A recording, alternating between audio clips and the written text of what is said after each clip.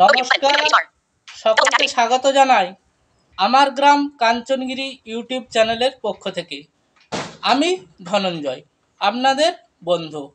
তো আজকে আমি যে বিষয়গুলো নিয়ে বলতে চাই তা খুবই প্রাসঙ্গিক। অবশ্যই আমরা দেখেছি যে কি বলুন তো, যে নারী শক্তি, অর্থাৎ নারী শক্তিতে যে বিভিন্ন যে কার্যকলাপ বা তাদের যে উত্থান, আজকে একটু তা নিয়ে আলোচনা করব।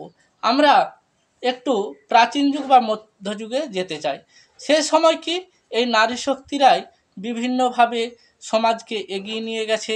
তাদের অবদান, তারা সমাজকে এগিয়ে নিয়ে যেতে পাশাপাশি সাহায্য করেছে। পুরুষের মানুষদের সাথে কাঁধে কাঁধ মিলিয়ে তারা সমাজকে এগিয়ে নিয়ে যেতে পেরেছে ও বিকশিত করতে পেরেছে। কারণ নারী শক্তি হলো আমাদের মূল শক্তি, কারণ উভয় শক্তি প্রয়োজন। যেমনই আমাদের সমাজে পুরুষ শক্তি অর্থাৎ পুরুষরাও যেমন অংশগ্রহণ করে যে কোনো কাজে, তেমনি নারী শক্তিরাও সেভাবেই অংশ নেয়। কারণ সেই সময় নারী শক্তিকে বিভিন্নভাবে কাজে তারা লেগেছে। যেমন কখনো সেই সময় আমরা জানি যখন মানুষ বন জঙ্গলে বাস করত, তখন থেকেই এই গোষ্ঠীর মধ্যে কিছু নারীরা থাকতো, তারা সব কিছু কাজে অংশ নিত।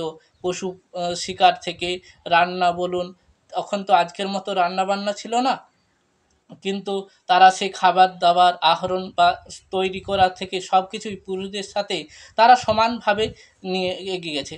তেমনই তারা এগিয়ে নিয়ে গেছে সমাজকে। যেভাবে এইভাবে সমাজ ধীরে ধীরে বড় হয়েছে এবং মানুষ উন্নত হয়েছে।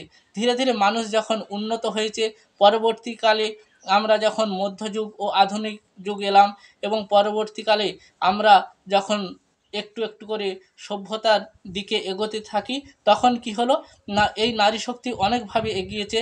তখন আমাদের ভারতবর্ষ তখন ছিল না, তখন বিভিন্ন দেশগুলি ছিল। পরে আমরা জানলাম সেই ভারতবর্ষের কথা, এবং এই ভারতবর্ষের মানুষ কি করেছে, এই নারী শক্তিরাও স্বাধীনতা আন্দোলনে অংশ নিয়েছে এবং ঐতিহাসিক নারী চরিত্র অনেক আছে।